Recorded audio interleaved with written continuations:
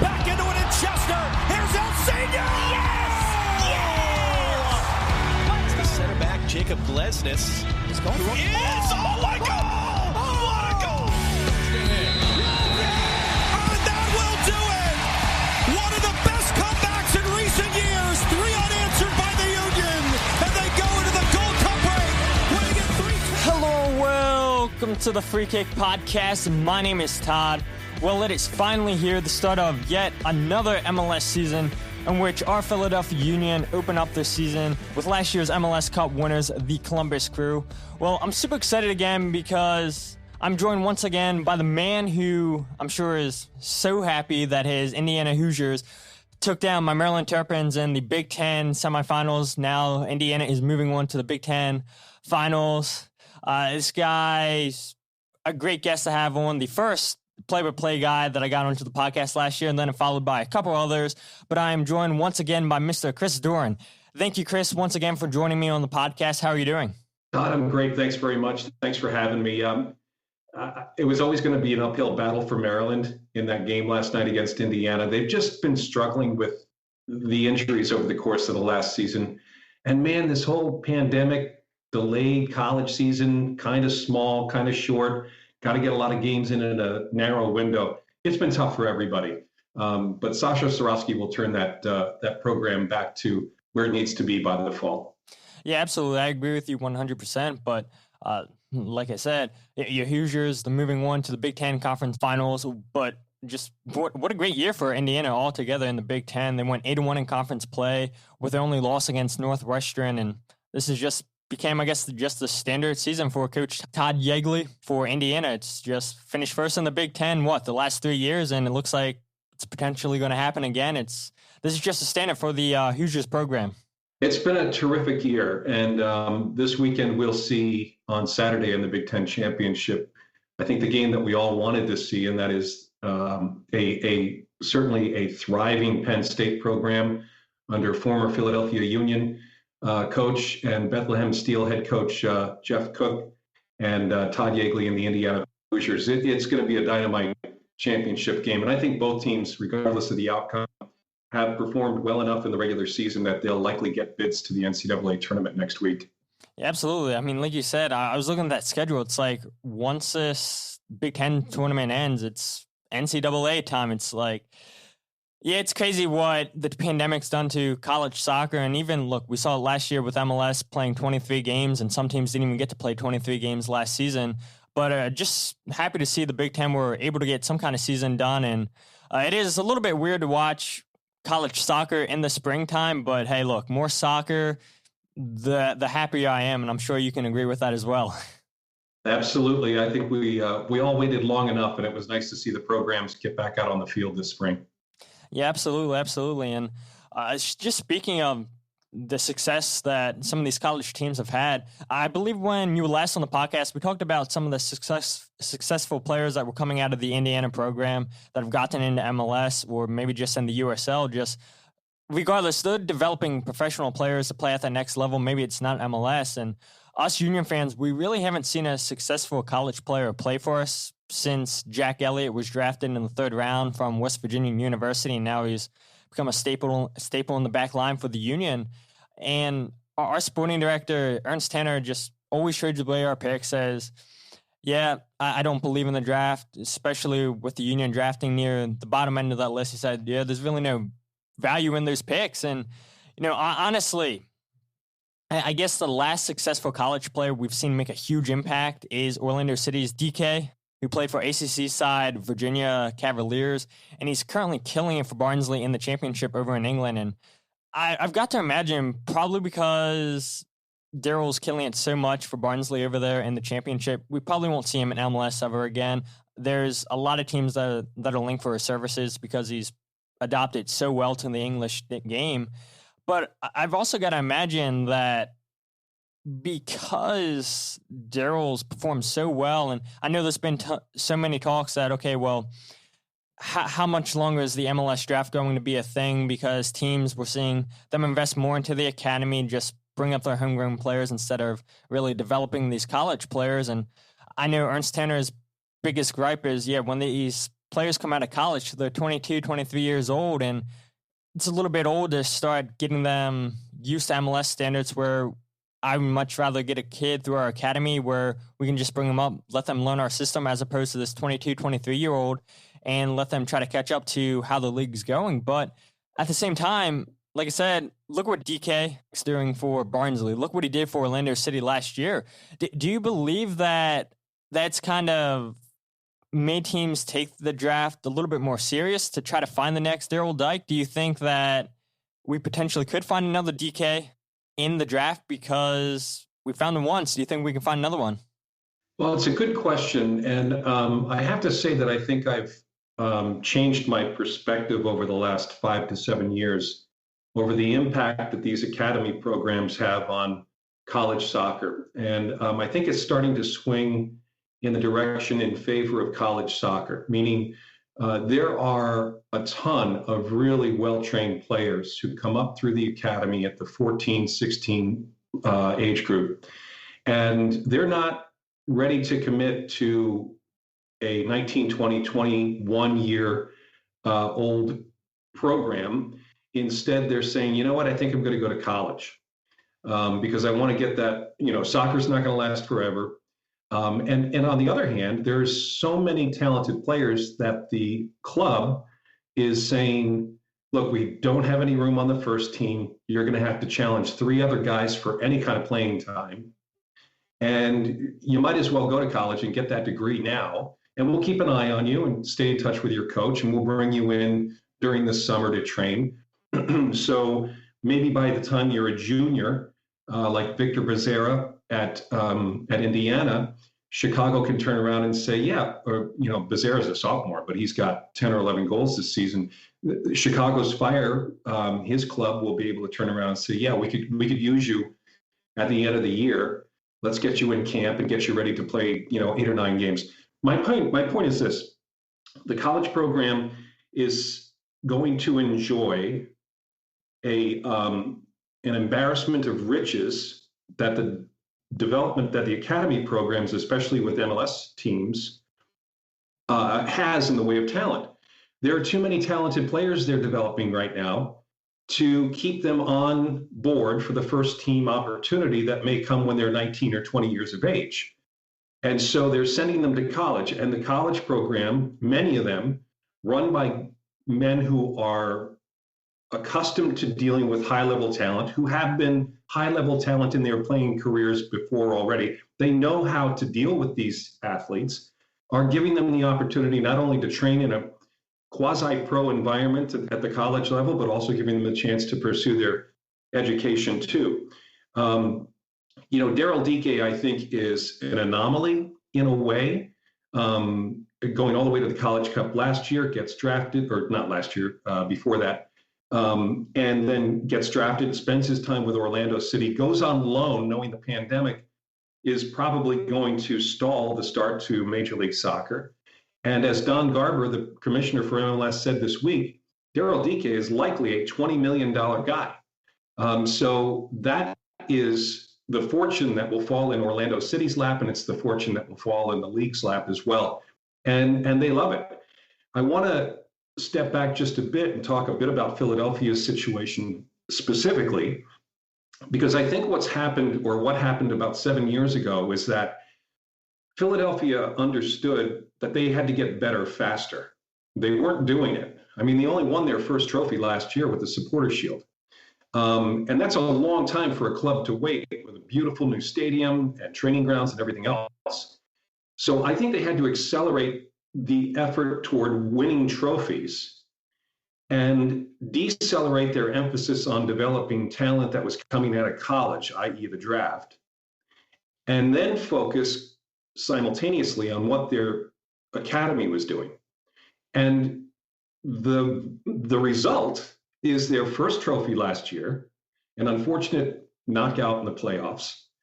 But then you make bazillion dollars selling 2 players overseas, and now you can reinvest that money. So I think Philadelphia just took a different track, and I think they were under a certain amount of pressure at a point where they really should have been winning some things.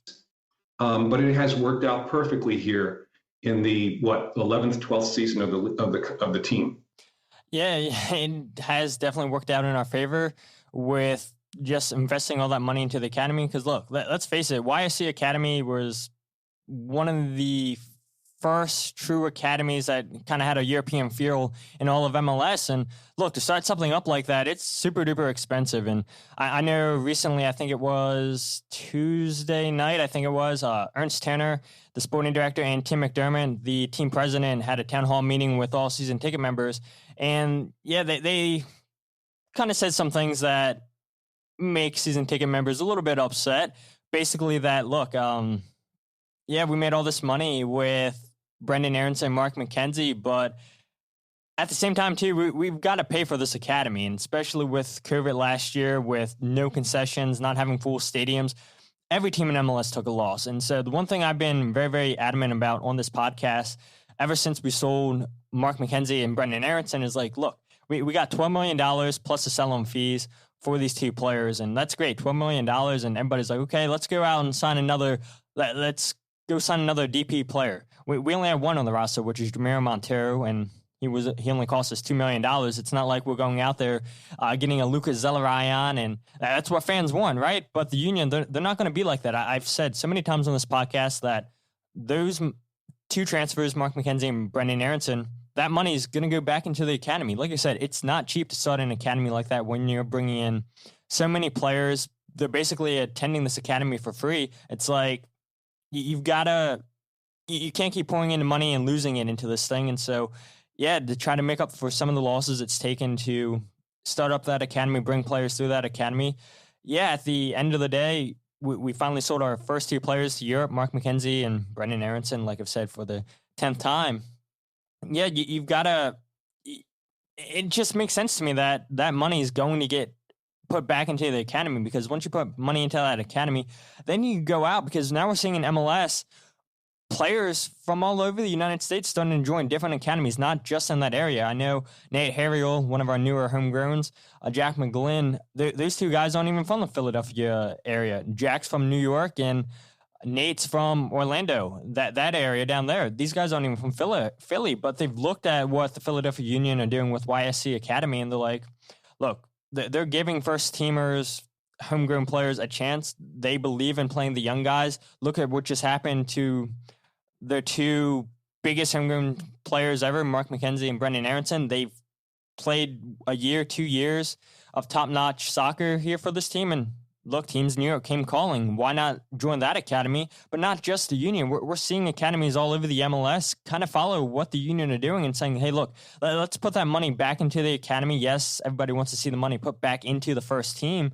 But I don't think it's a bad thing with MLS investing into the academy, because it's just going to make MLS better as a whole. Because I've also said, look, the Union, they go overseas and bring in younger European players that weren't really killing it over there. And yeah, everybody wants to see young American players over in Europe, but it's not a bad thing to see young Americans over here in MLS, young European players come over from overseas, stay a year or two in MLS, kill it, and then they get sold back to Europe because they've done so well in MLS. MLS is a league that's on the up and the up. It's no longer a retirement league, and we're just going to see teams invest more and more into the academy, more younger players from Europe come into MLS and kind of restart their career and get another chance over in Europe. Well, one of the things that we're really excited about here in Columbus is the Ohio Health Performance Center that is going to take the entire club and put them under one roof. It'll be situated and is situated just outside of historic Crew Stadium, which most of your audience remembers as Mafre Stadium.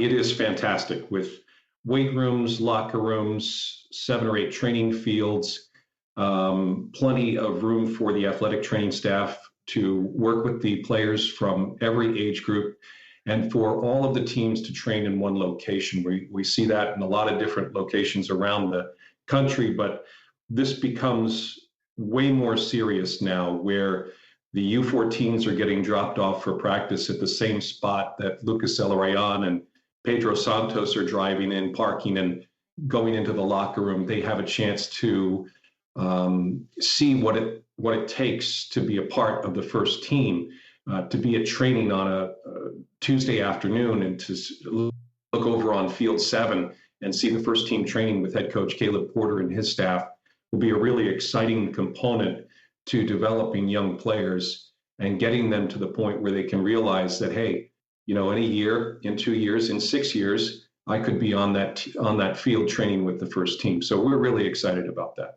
Yeah, absolutely. Look, that's something that I didn't even bring up. It's like, it's not only these kids that are 16, 17-year-old, but it's investing into the younger generation. I mean, we saw a few years ago, the U11 team go down for the Union down in Brazil and absolutely kill it and embarrass some top-notch Brazilian teams. So we're seeing these MLS teams really invest into the kids at a young age, not just 15, 16, 17 years old. It's like you said, U14s, U12s, U11s, sometimes a little bit even younger too. So it's what you love to see. I mean, Brendan Aronson, Mark McKenzie, great players and everything, but I have a feeling just the way that the academy is going, the Union are potentially going to develop even better players than what Mark McKenzie and Brendan Aronson were for the Union. And I'm sure the same is going to be said about the Columbus Crew. I'm sure the same is going to be said about Orlando City, just every team in MLS. People see that investing into the academy is a valuable option to get top-notch quality.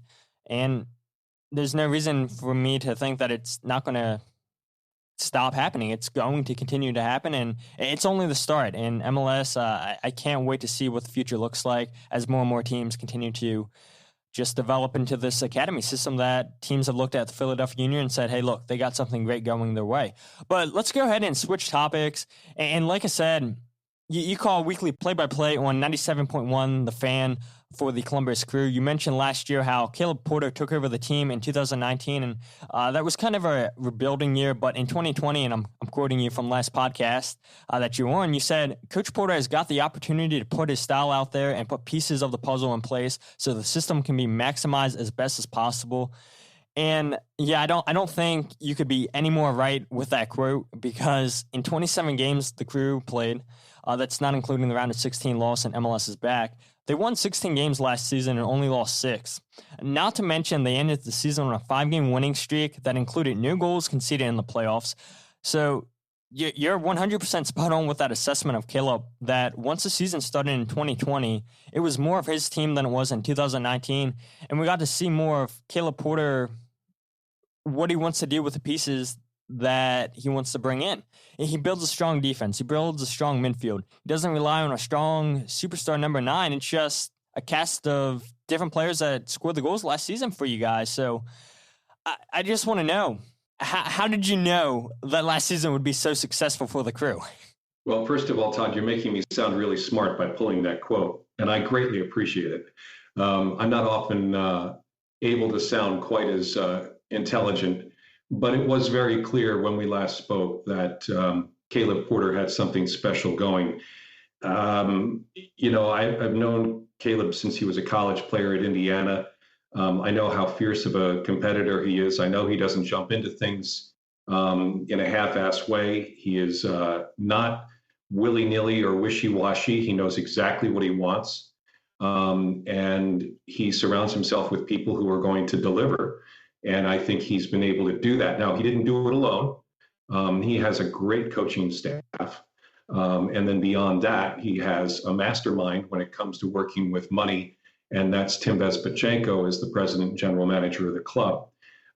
He also has a willing ownership group in the Haslams and the Edwards family and the Johnson family. So, it takes a village, there's no doubt about it, but it takes a willing village to put a winning product on the field in this league, because as you know, it's really about a certain level of balance from team to team. Everyone has the same tools to build a roster. Different teams use those tools differently. And I think the combination of the way Tim Bezpachenko uses the tools and Caleb Porter orders up the services, it really has come together nicely. Yeah, and you put your finger on it. In 2019, two of the biggest acquisitions Crew SC made was Luis Diaz, the winger from the outside from Costa Rica, and then adding Eloy Room from Curacao, actually from Norway, but he plays nationally for Curacao. So we're talking about two very important acquisitions. And then in the offseason, perhaps the biggest was Lucas Zelarayan. The acquisition of Zelarayan was never in doubt. He just had to stay healthy. And he came on the scene in the MLS's back tournament and was phenomenal. He scored the only goal on opening day last year against NYCFC. We win that one 1-0. We drew level with Seattle. The pandemic happened. Come back in Orlando. Everyone's got question marks about how players are going to perform in the bubble. But Zelarayan left no doubt that he was ready to start the 2020 season. Yeah. So that was really solid. I think it took a little pressure off of Pedro Santos and Jazzy Zardes because prior to Zelarayan's arrival, they really shouldered a lot of the goal-scoring responsibility. But then you beef up the roster with a guy like Derek Etienne, who was no longer with the Red Bulls. And I think Derek Etienne's a very young player. He's in his 20s. So extremely coachable, very hungry player, willing to do the job, and really helped us out in a lot of spots in the big run towards the end. Just to bridge that component of the homegrowns and the academy, Aiden Morris and Sebastian Berhalter at the time last year were homegrown signees along with Bouba Keita, and the three of them were able to contribute. Aiden Morris in particular quite a bit, who came on late in the season and was able to start MLS Cup, and for my money is equally as important to the success in that final game of the season as the goal scorers were, and as Eloy Room, the goalkeeper, was in the middle of the park working in the absence of Darlington Nagbe. So, we had a lot of stuff go our way, but in the end, we definitely were the better team. I'm not sure that Toronto or Philadelphia could have competed with Seattle, especially if they had to have gone to Seattle. Yep. And in particular, because Toronto was living in its own bubble last year because it's a Canadian team that had to stay in the States for the playoff run, for the season, actually. So there were a lot of factors that no one could have anticipated. I think the big thing that I'm looking forward to in 2021 is that we return to normal. That is prior to 2020. We return to that as quickly as possible so that fans can get in the stands, so that players can hear the adoration from the spectators, and so that the players can feel like they're not having to operate while skating on thin ice, outside of the training grounds, and literally keeping their noses clean, if you will, from what we've known to be the last year with the COVID-19 virus. Yeah, absolutely. And look, we just talked about it. Columbus Crew, they win the MLS Cup last season, have an overall successful season. Yeah, MLS is back. Probably didn't go the way that they wanted. Lost some penalty kicks to Minnesota. It doesn't matter. Look, they won the trophy that matters the most, MLS Cup. Caleb Porter just continues to go to town, bring in players that he wants to help make this team successful. He doesn't go out and sign big superstar players. No. He goes out, brings in MLS veterans like Bradley Wright Phillips, Perry Kitchens, Evan Bush, Marlon Hairston, I believe played for Minnesota last season. None of these guys scream superstar, but adding them is so crucial because, one, they have MLS experience. They know what it takes to win games in this league. And with the potential busy schedule for the Crew in the CCL, in the league, possible U.S. Open Cup, I got to imagine Columbus is probably going to be one of those 8 teams in MLS to play in the Open Cup. You're going to need players like them to fill in every now and then. And that's something us Philadelphia Union fans have been screaming for Ernst Tanner to go out and sign, is an MLS experienced player. Yeah, we signed Aurelian Collin, we signed Joe Bendick, but these guys aren't really what we're looking for. Collin's never going to see the field. Bendick is never going to see the field. I know we saw him last year in Columbus. Didn't look great at all when we played you guys. in Columbus, had a shaky game. I think what us Union fans are looking for, we're looking for, whether it be a midfielder or a striker, just somebody that has experience playing in the league. I know there was rumors out there that the Union were interested in trading for Frankie Amara from FC Cincinnati, and now it looks like he's going to New York Red Bulls, because I believe the latest report was that they were just waiting for the Red Bulls and Amara to sign a contract extension before the deal became official. And look, Frankie's a really, really special piece, but I guess there was no way for him to get playing time at Cincinnati with all the moves that they made. And look, I'm sure you don't mind busting Cincinnati's balls, just like I don't on this podcast. I've been saying, look, it's for these Cincinnati fans.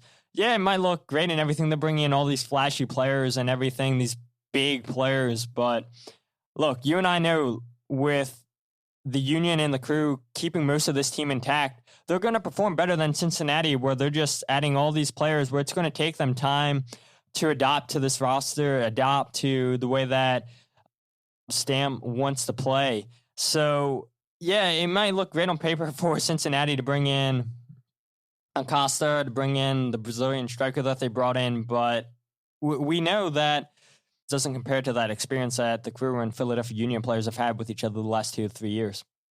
Oh, well, not only do the guys that Crew SC brought in the offseason, not only do they have MLS experience, but a couple of them have experience playing for Caleb Porter already. Perry Kitchen played at Akron with Caleb Porter, so too did Evan Bush. And so those two players really critical.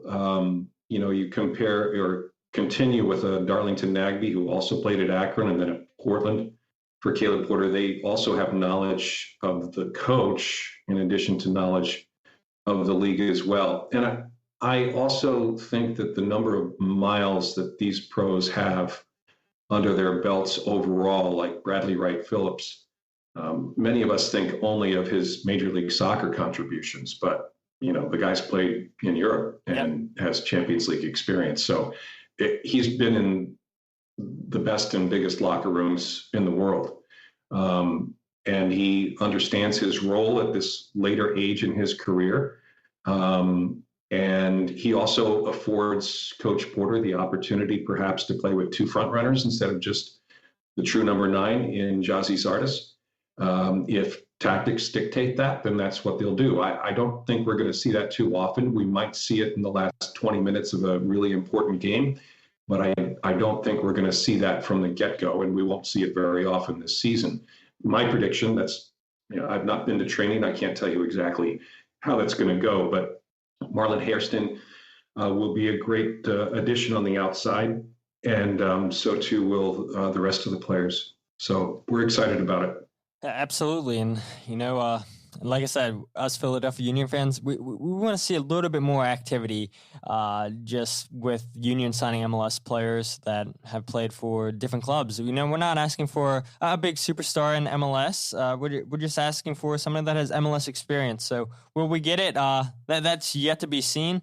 But speaking of CCL, the Crew, they play again tonight against Real Estelí, with the Crew up 4-0 on aggregate, and they're pretty much set to move on to the quarterfinals, I'd say, unless something drastic happens. But look, you guys, we know, don't lose at home. Caleb mentioned in his press conference that he's going to rotate players for tonight's game, with Darlington Nagbe and Etienne both doubts because they took up knocks in the first leg. But Caleb said neither of those injuries are too serious. Just what are you expecting for tonight's second leg matchup? I think it serves to reason that he rotates. We have 1 day less rest than Philadelphia going into Sunday. Sunday's a big game. It's on national television. It's the start to the season. It's at our home, where, as you mentioned earlier, we endured tremendous pressure, but we were able to survive with an outstanding run of results in our favor last year at home. And protecting our home turf is a very, very big priority for this Black and Gold Crew. So I think tonight, with a 4-goal advantage, Crew SC rotates probably at least 4 or 5 positions. And then you've got 4 or 5 guys coming off the bench that allow for fresh legs on Sunday. It shouldn't surprise anybody. You have to manage the season from game to game. And I think that's exactly what Caleb Porter is going to do tonight. Yeah, I agree. I mean, why not? Rest starters. You guys are up 4-0, hoping that nobody gets hurt for Sunday's home opener against Philly. Like I said, you guys hardly lose at home, and I don't think you guys are going to lose this game at all. So why not play some MLS veterans? Why not play some of the younger kids to let them get experience, to let them get their fitness levels up? But speaking of Sunday's home opener against Philly, it should be a good game. It should be, right? The Union, they're coming off a 4-0 home win against Saprissa in the CCL. Now they move on to Atlanta in that competition. But before we can worry about Atlanta, before we can worry about Inter Miami, we've got to focus on Columbus Crew, which we know the Union don't play well away at Columbus at all. The Union, the 2-11-2 in league play away against the Crew. And their last result came in 2018, which was a 0-0 result. And we also know the Union, they really aren't a strong opening season team, losing 7 of our 11 games on opening day. And we have played Columbus once on opening day away as well, which was in 2018, I believe it was, and the Union lost that game 1-0. So just looking at their stats, being 2-11-2 away to Columbus, losing 7 out of our 11 opening day games. Yeah, that doesn't speak highly for the Union. And yeah, look, the Union, they beat Saprissa 4-0, but Saprissa is a team that hadn't won a game in months. They were without a lot of starters in that game due to COVID and travel restrictions. But it was nice for Union sense to see no players walk away injured. Starters continue to push 90 minutes because the Union had to start off fast, just like the Columbus Crew with preseason. They had a couple preseason games, and then it was time to play CCL. And so it was nice to see just more starters push 90 minutes. It was nice to get Sergio Santos, our striker, back for 15 minutes after he was recovering from a toe injury that he suffered basically at the start of preseason. Jim did say in his midweek press conference that El Senior and Corey Burke will start training after the Columbus game, so next week. Both of them are still dealing with injuries, and we've been using Anthony Fontana as a striker with Kasper Schbelko up top, but Anthony Fontana, he's more of a number 10 than he is striker. We did see him play a little bit behind the striker last season when he would come on as a sub. I know he scored 6 goals for us coming off the bench last season, so Anthony Fontana is a player that can score goals for you. He's just not really your typical striker. And we have seen him struggle in the first 2 games against Saprissa at times where, in my opinion, he's dropped a little bit too far deep to collect the ball. Him and Kasper, their chemistry hasn't always been there. But just what are you expecting to happen in this game between last year's Supporter Shield winners taking on the MLS Cup winners? Well, I was talking to one of my colleagues, Jordan Angeli, who does television for Crew SC, and she and I agree that we love this game between Philadelphia and Columbus because both teams are committed to their principles of play, their style. They're both very strong individually and collectively, and the coaches respect one another. So I think there's tremendous preparation that goes into the advanced work on this game for both teams. And there's an understanding that, from Jim Curtin's perspective, look, Columbus is going to play a certain way. And if we don't impose our will on them from the outset, then they're going to run the table at home. Likewise, Caleb Porter understands that Philadelphia is going to come in here with Jim Curtin as the head coach, and they're going to be committed to their approach. Kasper Schbelko is going to be flying everywhere. And on restarts, we're going to have to be really dedicated defensively to make sure that he doesn't get to the end of service. So, and Bedoya is a spiritual animal for Philadelphia. I know he put in some miles last week and he put in some miles last night too. But he's going to come in flying on Sunday afternoon. So you kind of know what both teams bring.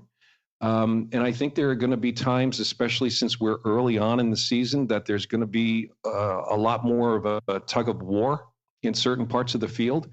But But the answer to the question, who wins this, I think actually comes in the attacking third more than anything for both teams.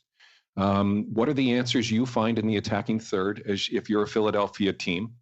And what are the answers that Columbus find in the attacking third as well? And the reason why I say that is because both teams are solid defensively. Both teams have tremendous goalkeepers. And I don't think Jim subbed out any defenders last night. So he's really counting on them to be ready.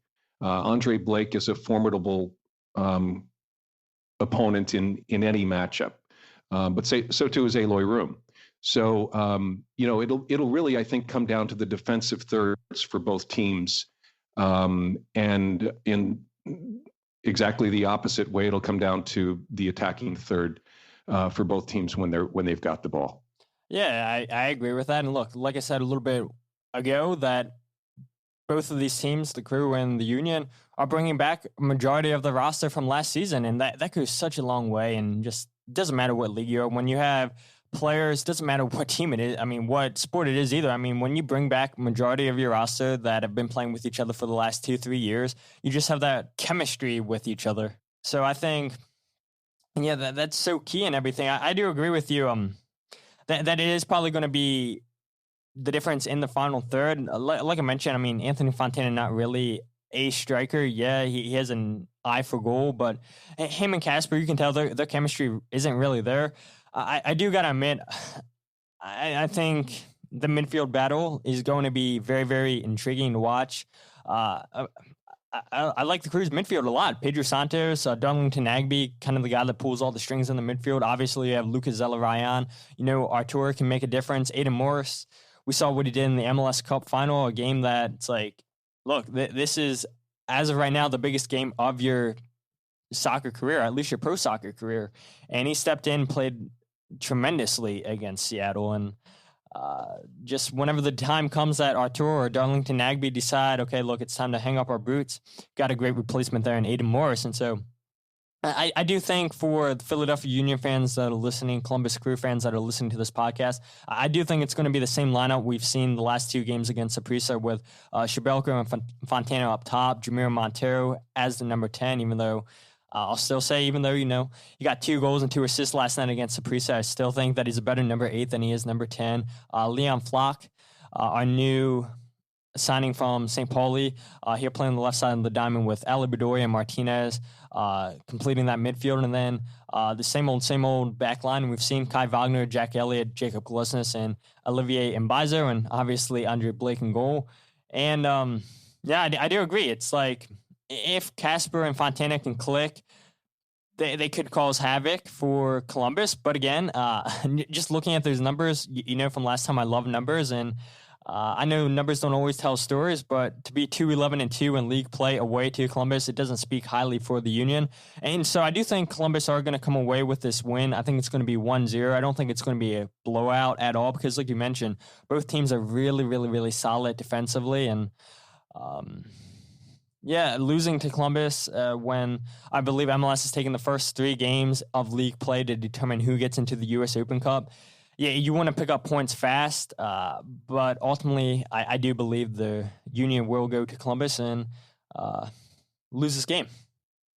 Well, you're on the East Coast, so you're the one walking on thin ice now with that prediction. Yeah, I know. we got to play the game, and that's always my attitude. Paper and videotape can tell you so many different stories, but we've got to play the game, and it'll be a good one on national television on Sunday afternoon. Yeah, absolutely. And before I let you go, everybody has the predictions out. Okay, who's going to finish where in the East? And I think most reporters, most just people that are filling out brackets about who's going to finish where, everybody's saying Columbus are going to finish first. Do you agree with that, Chris? I don't have any reason to believe otherwise. Yeah, same here. I mean, look, we mentioned some of the MLS veteran players that Columbus have brought in, and Caleb Porter's kept most of this roster intact. Lucas Zelarayan's going to get a 34-game schedule. We saw what he did last season in a shortened schedule, and especially, like you said, doing MLS is back. This guy was just ready to play some soccer, and I believe he will take the MLS by storm. We saw him last season win MLS Newcomer of the Year award, which I don't know who else you would put there. Lucas Zelarayan deserved that award, but hopefully we get a great game on national television. Like I said, the defending Supporter Shield winners and the MLS Cup winners. But Chris, it's always a pleasure when I get to talk to you, or like you mentioned, having Jordan Angeli. She's phenomenal as well. Both of you guys are just tremendous people, and I really appreciate having both of you guys come onto this podcast. And I'm sure if things align, I'll get Jordan back here. And you guys over in Columbus are doing great work, and you guys are just great joy to talk to. Yeah, thanks very much, Todd. Really nice to talk to you. Always great to talk about the beautiful game and do so with someone as passionate about it as you are. So thanks very much for having me. Hey, thanks so much, Chris. I appreciate it. But I do want to get into my 2021 Philadelphia Union predictions. And for all you Columbus Crew fans that are listening to this episode, obviously you guys came to this episode to hear my conversation with Chris, to hear our thoughts on the Columbus Crew versus Philadelphia Union game. So if you guys are sticking around to hear my predictions, hey, I applaud you guys. Thank you guys for sticking around for 15, 20 minutes, even though I hate to limit myself on how much time I'm going to take, because I feel like anytime that I've ever said, okay, yeah, this episode's going to be blah, blah, blah minutes, yeah, I've always went over. So, yeah, I just hate giving a specific time. So we will definitely try to keep this 15, 20 minutes. But if you guys don't want to listen to this, then, hey, I don't blame you, right? You guys aren't Philadelphia Union fans. But if you hang around, you guys can hear where I'm going to predict you guys to finish in the Eastern Conference. But let's just go ahead and get into it. So, as we know, the Union are heading into their 12th season, and last season was the most successful season the Union have ever had, because we all know they lifted the Supporter Shield, the first trophy in club history. We know Mark McKenzie, Brendan Aronson, both of them were sold over to Europe to RB Salzburg and FC Genk over in Belgium. Those two guys leave two huge holes behind, two huge holes to fill. Who's going to replace them?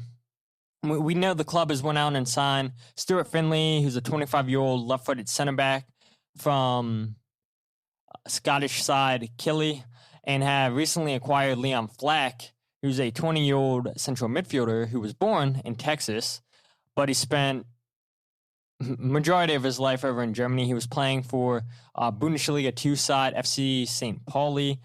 Now, granted, did either one of these signings bring excitement to you Philadelphia Union fans? Or what about one of the 5 new homegrown signings in Nathan Harriel, Brandon Craig, Jack McGlynn, Quinn Sullivan, and Paxton Aronson, who every single one of those players I just mentioned are 17, but Nate, he's 19. He'll be turning 20, I believe, next week. So happy early birthday to Nate Harriel, because you guys know, right?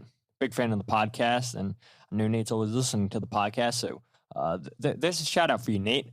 And look, will the roster, as it is right now, will this current roster be enough to make a deep run in the CONCACAF Champions League? Look, we saw the Union beat Saprissa last night 4-0. We saw them win on aggregate 5-1. Now, granted, like I talked about with Chris, that Saprissa team wasn't at their best. They haven't been at their best the last couple months. Players couldn't travel because of COVID restrictions. Some players tested positive for COVID. So, yeah, they weren't at their best last night, and they got blown out. Those guys didn't want to be in Chester last night, and they gave it their all the first 45 minutes, and then as soon as the second half started, the rain, picked up, and they were probably like, yeah, let's just get out of Chester. We can't find the back of the net. We can't put the ball back there.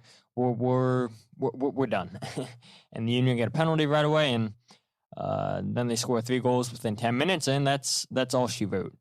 But will this 2 signings that they made, where all the homegrowns they have, is that enough to make a deep run in the playoffs? What about in the U.S. Open Cup, if the Union are lucky enough to qualify for that with the first 3 games? If they get, I don't know what, 7 points? 7 points should be enough to get into the Open Cup, I feel like. Maybe not. But regardless of the Union making a splash with a flashy signing, they've been able to make the playoffs the last 3 seasons, and they've kept the majority of this roster intact. Now, with MLS set to play a whole 34-game schedule compared to 23 games that they played last year, I do want to take a look at last season's assist numbers, who was the leading goal scorer, stuff like that. I'm just going to predict who will lead the Union in goals and assists, team MVP, and then where I predict the Union to finish in the Eastern Conference and what I think will be a successful season. And it is hard, right, to predict what the Union are going to do again in a quote-unquote normal year. Now, we'll see how normal this season will be. Like I said, we're going to be playing a 34-game schedule, but we're not playing a ton of Western Conference teams. We're playing a lot of teams 3 times each.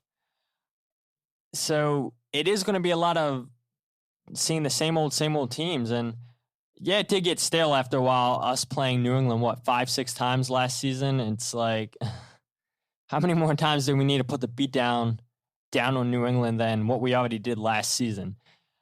Yeah, they beat us in the playoffs, right? But at the end of the day, we won our first trophy. So I would take a trophy over an exit in the playoffs any day of the week. And so, like I said, whether it's a shortened season or not, like last season was, who would have expected that a striker would lead the team in assists? When you think of striker, you think of someone scoring all your goals like Casper was in 2019 with his team leading 15 goals. But what's so surprising about Casper leading the team in assists last year is he's your typical target man striker. He's tall, standing at 6'4". He's physical. He constantly wins the ball in the air for the team, and he makes runs into the box all the time. We saw that in 2019. But you look at how the Union used Casper in 2020, and it was the complete opposite how they used him in 2019 to 2020. Casper was like making all these runs out to the channel, crossing the ball into the box where typically he would be at the end of those crosses. But that wasn't really the case in 2020. And we saw in the first 2 legs against Saprissa, they were using Casper as a target man in the box. So who knows what really changed from 2020 to 2021. Maybe Jim and the coaching staff said, yeah, look, Casper, we're going to need you to stay more central. If you want to come deep and collect the ball, that's fine, but stop going wide because you're 6'4". You should be winning every single header in the air. And so credit to Anthony for making those runs out to the channel, coming deep to collect the ball because we know Sergio Santos isn't healthy yet. And so Anthony Fontana, completely healthy yet, right?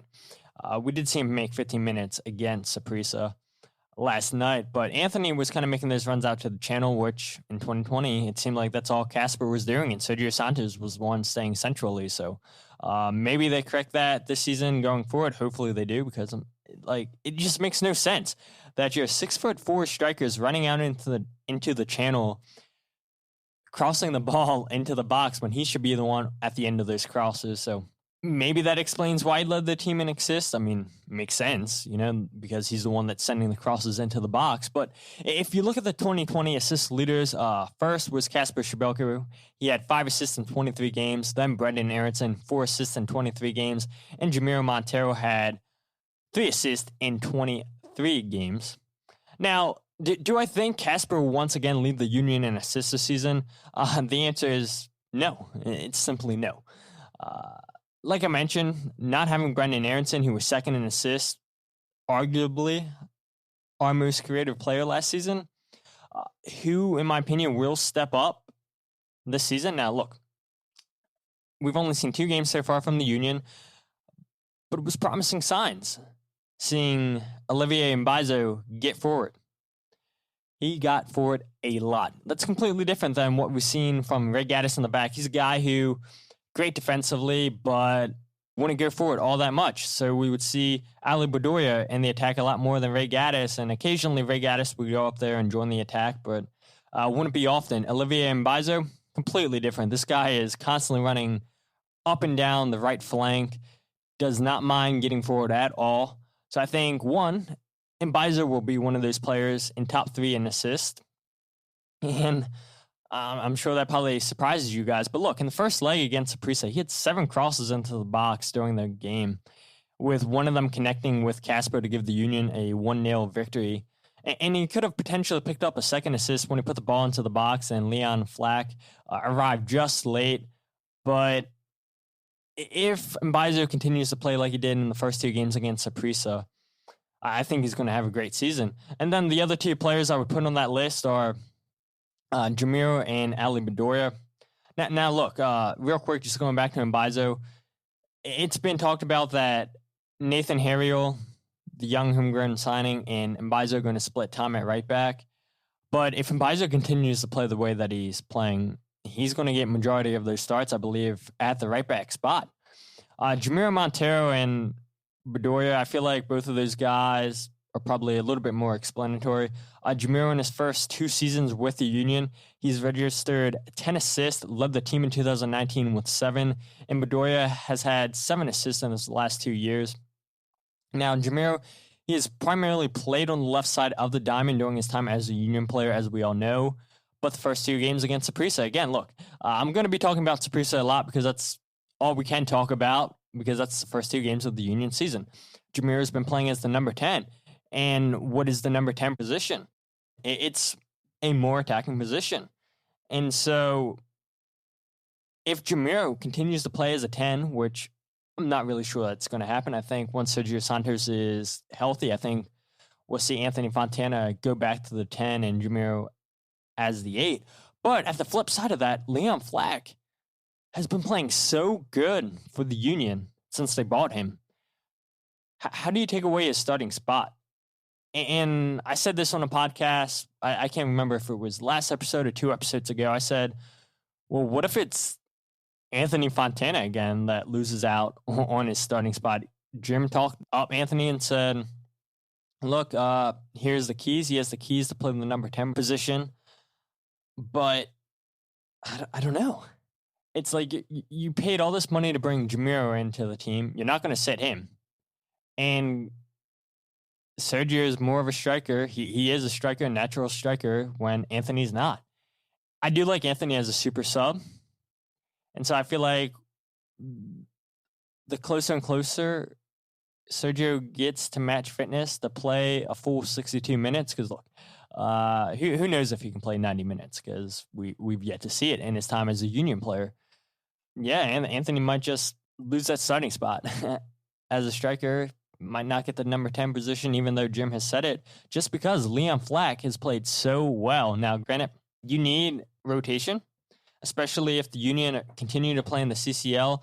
They're going to need to make a push in the league, and then we'll see if they get into the U.S. Open Cup. But can't complain about depth, but I know so many people were so high on Anthony Fontana, saying that, yeah, this is his year to start. Well, yeah, I'm not really sure Anthony is going to be starting as much as some people think he is going to start, which is fine. And, you know, being a super sub, there's nothing wrong about that. And if he's coming off the bench scoring goals, I'm happy. Yeah, of course he'll want to start. But at the same time, too, look, with the Union not making as many moves as we would like, at least we have a proven goal scorer on the bench. That is Anthony Fontana. So, yeah, I wouldn't mind Anthony coming off the bench, but we will see what happens. But like I said, look, Jamiro, Olivier, Mbaizo, and Bedoya, I do believe those 3 guys will lead the Union in assists.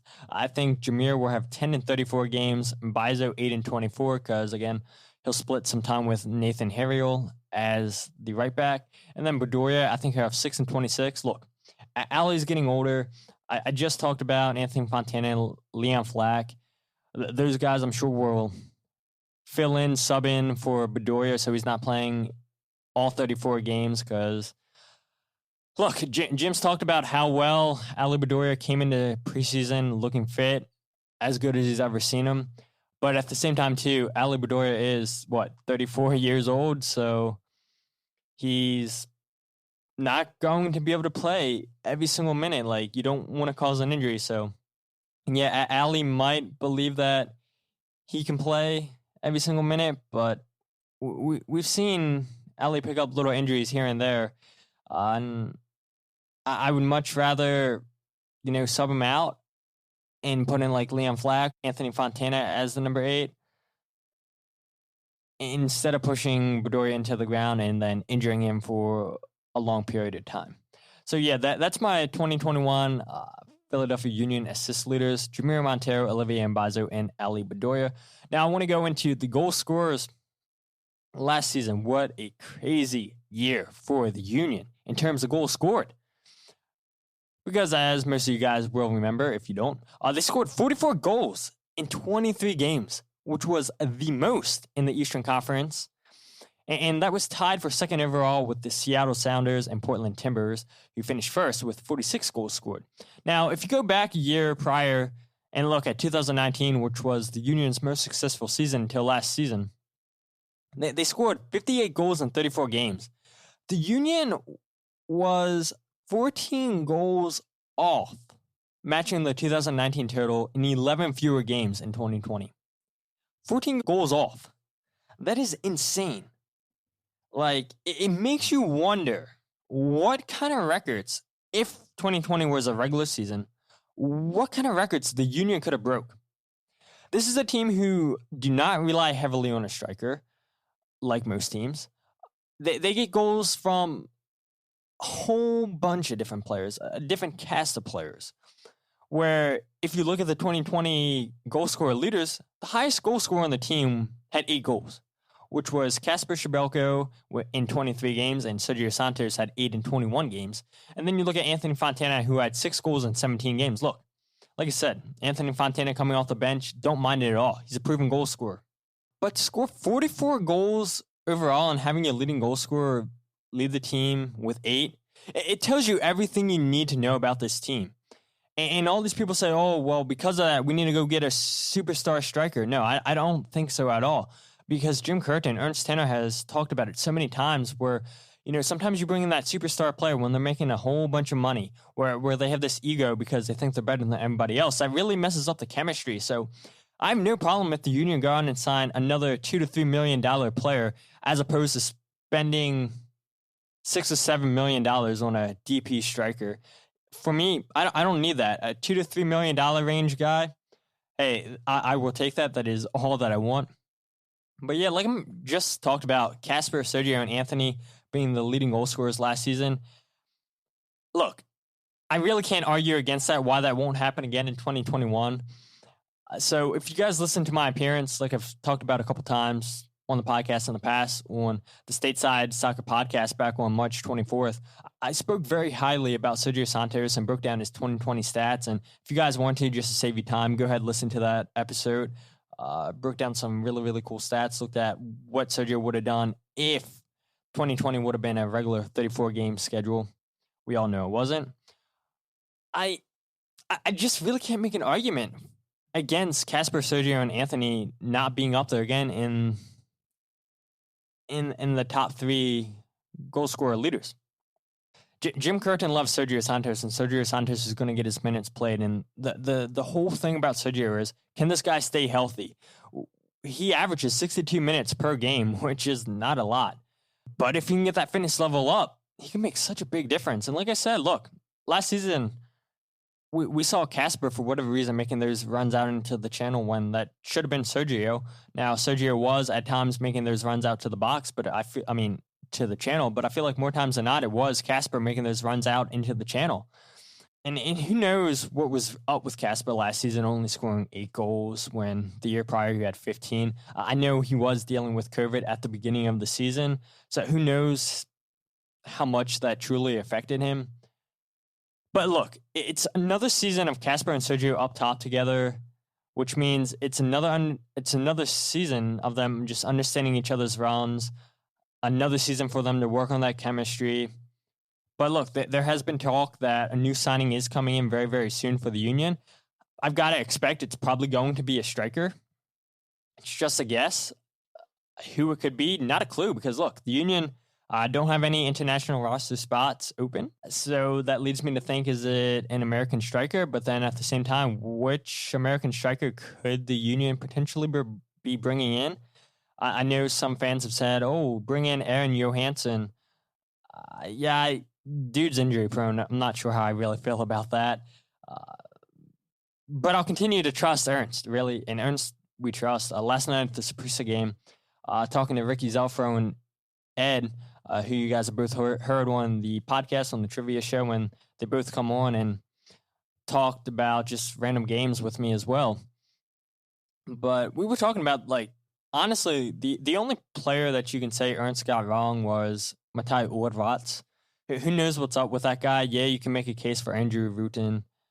The numbers suggested that he could find the back of the net, but for whatever reason, he just couldn't fit in with the Union style of play. And you guys hear me all the time talk about Marco Fabian, but I forgive Marco Fabian for not being as great as I thought he was going to be, because he scored that goal against the Pink Cow. So I will forever say it was a good signing because of that. But yeah, my 2021 goal scorer leaders, I think it's going to be Sergio Santos, 15 goals in 27 games. Like I said, health's a big question about him. So will he be able to play 34 games this season? I'm going to say no. Casper, I think he'll have 13 goals in 30 games. Again, health is a little bit of a question mark for Casper. And then Anthony Fontana, I think he'll have 8 in 20 games. I don't think he's going to be playing all the time, especially as much as fans think he's going to play. You guys heard me think Leon Flack's going to get a lot of playing time on that diamond. I think very, very highly of Leon Flack. But we shall see what happens in the goal-scoring department. And let's go ahead real quick, go into the 2021 Union MVP. So last season, we saw the Union announce Andre Blake as team MVP. And whenever you have a goalkeeper like Andre on your team, more times than not, he's going to save you a couple points during the season. So it is really tough for me not to choose Andre Blake here because of how crucial he was for the Union last season. But for me, it comes down to two other players in Jose El Brujo Martinez and Sergio Santos for team MVP. Jose, as we know, finished 4th overall in MLS Newcomer of the Year award voting last season. Though it's worth noting, finished 2nd in the media voting. So, media members, you guys know what's up. You know how important Jose was to the Union last season, how important he will be for the Union this season. I think most Union fans will agree that they were surprised just at how well Jose's passing was last season. The big question going into 2020 was, how could the Union replace Harris Medunjanin's passing from the number 6 position? Well, Jose answered that and then some, with him completing 83% of his passes last season, but most surprisingly was how well he was at completing his long ball passes. He completed 112 out of 140 passes, which is good for 80%. Yeah, not bad for a player that no one had any clue about coming out of the Venezuelan league. Jose was 4th on that MLS newcomer voting list, like I said. And he was also 4th on team in tackles with 40. But most importantly, when the opposition was in the Union's final third, Jose was there to put out the fire, because he had 25 tackles, which was 2nd most on the team, only to Mark McKenzie, inside the Union's final third, which is defensive third, which is so crucial that Jose, more times than not, he was winning that ball back for the Union and going right down and starting the counterattack. So, yeah, I can hear a case for Jose to potentially win team MVP. But I firmly believe if Sergio Santos stays healthy, if he does indeed lead the team with 15 goals, well, teams love players that can put the ball in the back of the net. And if Sergio Santos does do that, I do believe he will lead the Union to the 2021 Union MVP. Now, real quick, I want to get into the Eastern Conference predictions. Real quick. So when you look at the 2021 Philadelphia Union schedule, a couple things stand out for me. One, we play only 2 Western Conference teams, which are Portland and Minnesota, with Union traveling out west to play Minnesota. Portland play the Union at home. We play the New York Red Bulls, NYCFC, DC United, Columbus Crew, Chicago Fire, and yes, of course, New England Revolution 3 times this season. Point 3, We have 8 Wednesday games, 5 of which of them are at home, not including last night's game against Saprissa. 1 Monday game, which is away at Nashville, and 2 Thursday games. Both of those games are away. Point number 4, Decision Day is away at NYCFC this season. And again, look, Decision Day being away at NYCFC does not bode well for Union fans because we know the Union have no luck playing away in Yankee Stadium. We've seen time after time the Union struggle playing in that baseball field, and so many teams have, right? It's a huge advantage for NYCFC. And so because of that, the Union have went 0-4-1 in their 5 games against NYCFC, not including playoffs. And the Union, they've lost 8 out of 11 Decision Day games. Yeah, that's not great when you look at it. So should we already chalk that game down as a loss? Maybe. So the last 10 games of the season see the Union play 5 home games and 5 away games, in which 8 of the 10 games are against playoff teams from 2020. So the Union, they've got to start fast. They've got to pick up 3 points as fast as they can, because we know, we've seen in the past, the last 10 games have either made or broke the Union season to get into the playoffs. Now, granted, like I said, the Union, the last 3 seasons haven't made the playoffs, but games start coming thick and fast in the dying embers of the season. And so we don't want to see the Union start slow at the beginning of the season, because that means that they're going to be playing catch up at the end of the season, which we do not want to see that happening. And for me, look, you look at the teams that finished ahead of the Union in 2020. Most of those playoff teams have gotten better. They went out and spent the money, made their teams significantly stronger. They haven't relied on homegrown signings. Most of these teams are also keeping the core players around, just like the Union, which I believe will bolster the Union's chances of finishing in the top 5. But in my opinion, as of right now, I don't think they have enough depth to push for the top 2 spots in the East. So because of that, I do think we'll start from 14th and go to 1. I think Montreal is going to finish in 14th. Look, lost their coach, Thierry Henry, and they were fortunate to make the playoffs last season, I feel like. Didn't do much last season. I think that whole franchise is a mess right now, especially, I said Montreal Impact, didn't I? Especially when they've changed the name to CF Montreal, not a fan, and changed the logo to a snowflake, which is okay, better than some of these teams' logos. In 13th, I think it's going to be DC United. They, again, another team with a brand new coach who's learning how these players want to play. So how much of an impact will that affect DC United? I think it will play a role. But again, if you look at what DC United fans are saying on social media, yeah, they're not happy with the team not making big roster moves. So I think DC United will struggle this season. 12th into Miami. Look, I think this was a team that MLS had such high expectations for. They thought they would be another LA Galaxy, another LAFC. It's been the complete opposite. What a terrible time it has been down in Miami, which I guess we can't even say Miami because they're not even playing in Miami yet, right? Hopefully, well, for their sake, yeah, hopefully they figure out a way to get the roster intact, because they have 4 DP players on the roster right now, and we all know there's only supposed to be 3. How will Phil Neville fare this season? I don't know. Is Phil the guy? Is this just one of David Beckham's signings because him and Phil were in the class of 92 at Manchester United? Maybe. But yeah, into Miami, I think we're going to be in 12th. 11th, I think Cincinnati. Look, you guys heard me bust on Cincinnati's balls. You guys, again, if you go ahead and listen to a Stateside Soccer podcast, you guys will hear why I don't believe in Cincinnati that much. I think Chicago in 10th. And look, right, Chicago, they were up there. I feel like they had a chance to make the playoffs, but yeah, they lost a ton of games when I think they have a talented roster and I think they have a good coach, but just looking at what the other teams have done ahead of them, I don't think it's good enough. I think in 9, I think it's going to be the New York Red Bulls. 8th, I think Nashville, who made the playoffs last season, who were good defensively, but I don't know if they have enough in attack yet. 7th, NYCFC. I think they're barely getting into the playoffs. 6th, Atlanta United. look, Joseph Martinez is coming off that terrible ACL injury. Who knows how he'll rebound? Again, they're dealing with a new coach, some new players they brought in, so that chemistry is not really going to be there, and it's going to take Atlanta a little while to get up to how their coach wants to play, I feel like. I know for Atlanta United fans, they're hoping that they're going to be playing attacking soccer, something it seems like they've gotten away from the last 2 seasons. So will Atlanta return to what they once were? I think they'll make the playoffs, but I don't know if we'll see Atlanta be as dominant as they were in 2019. In 5th, I think it will be the New England Revolution. Bruce Arena has definitely turned that franchise around. You could argue because they beat the Union last season, they should be ahead of the Union, but I don't think so yet, but I could be wrong.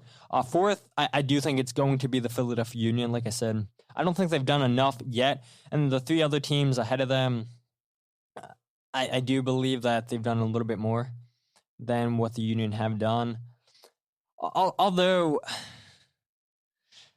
I could make a case for putting the Union in 3rd, because the team I have in 3rd is Orlando City.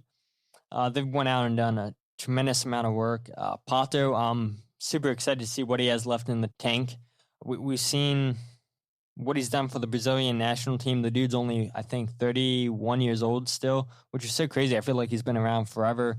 It was the next big thing over in Brazil, and injuries have kind of plagued his career, and signs a 1-year deal with Orlando City.